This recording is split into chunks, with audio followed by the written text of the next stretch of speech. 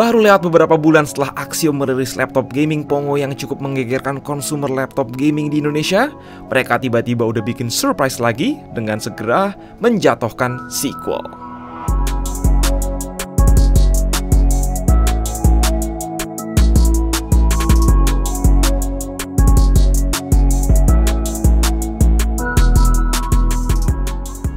Yes, selamat jumpa kembali di review Axio Pongo. Untungnya mereka nggak bikin nama macam Axio Pongo 2 sebagai sequel, tapi langsung kasih nomor seri yang kedepannya bisa membuat penamaannya jadi lebih sistematis.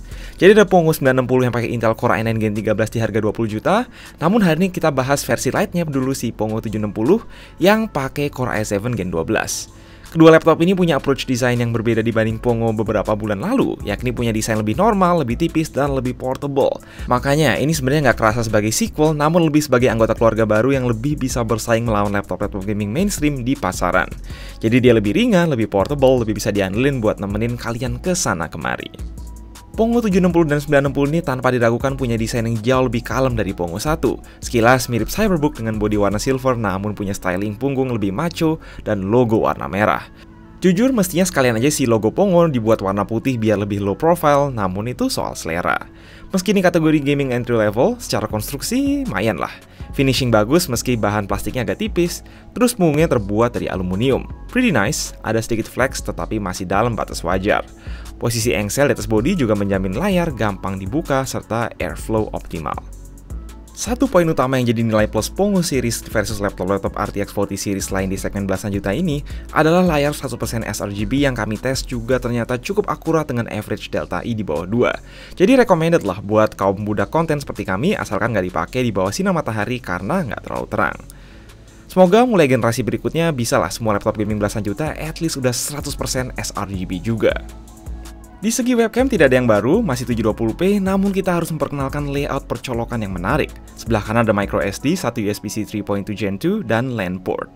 Lanjut pantat ada satu lagi USB-C 3.2 Gen 2, HDMI 2.0, mini DP 1.4, dan charging port.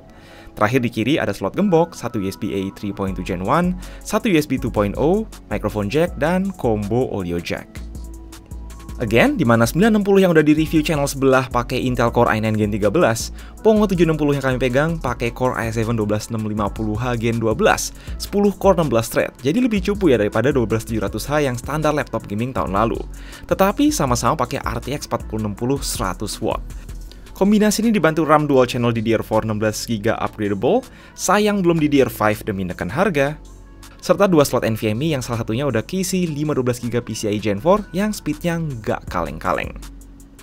Meski bukan Core i7 12700H yang punya 6 P-core dan 8 E-core, 12650H yang cuma punya 4 E-core ini tetap sangat kompeten dalam menaklukkan semua opsi Core i5 Gen 13 atau Ryzen 5 di range harga belasan juta seperti MSI Cyborg 15 maupun Core i7 11700 desktop yang ada di Axio Pongo sebelumnya dalam daya up to 115W.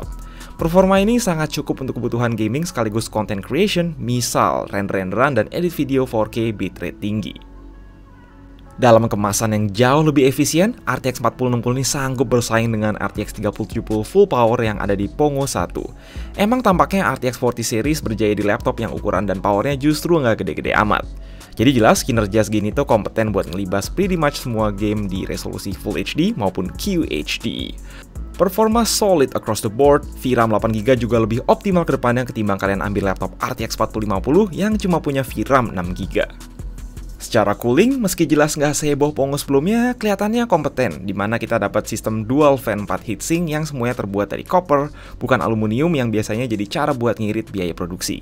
Bunyi kipas full load di kisaran 46 desibel, nggak lebih bising dari rival-rivalnya, dan meski suhu CPU sempet sampai throttling dan kerasa panas di bagian tengah, suhu di sekitaran WASD terkendali dan masih nyaman digunakan nge-game sekaligus lolos stress test dengan baik.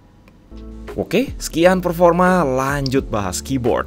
Sebenarnya ini standar keyboard full size gaming entry level dengan key travel yang enak. Dia punya backlit RGB 1 zona 3 tingkat, tombol power kepisah, tombol panah luas, tetapi nggak ada lampu indikator caps lock maupun numlock. Nah, RGB-nya juga nggak ada animasi, bisa dimengerti karena toh cuma satu zona. Memunculkan control center, caranya tekan FN/ yang ada di samping numlock. Selain keyboard, disitu kalian juga bisa atur makro, performance profile, fan speed, dan settingan baterai. Oh ya, touchpad sih standar, nothing special, dan karena ada numpad makanya dia agak offset kiri. Yang basically dipangkas dari laptop ini adalah kualitas speaker. Ada label Sound Blaster Studio, namun suara speakernya nggak terdengar lebih bagus dibanding laptop Axio MyBook yang 7 jutaan. Daya tahan baterai cuma 3,5 jam playback YouTube. Nggak recommended buat bawa laptop ini tanpa adapter 180 watt yang terinclude karena nggak support charging USB-C.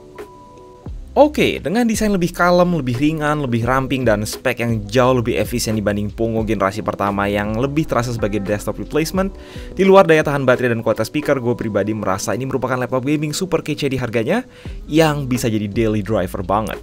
Mana lagi 16 juta dapat Core i7, RTX 4060, layar 100% sRGB, dan fitur relatif lengkap. Contoh, di harga yang sama, MSI Cyberpunk 15 cuma sanggup ngasih Core i5, 4060 45 watt, dan layar 60% sRGB.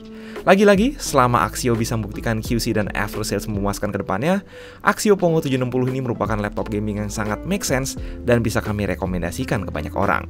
Semoga brand-brand lokal lainnya segera bisa mengikuti langkah Axio dalam meramaikan pasar laptop gaming dalam negeri agar ada kompetisi yang semakin seru. Selanjutnya kita juga akan bandingin performa Pongo 760 versus 960, jadi stay tune aja sembari mendang-mending di bawah. Please like, share, subscribe. Gue Mike, stay safe, stay healthy.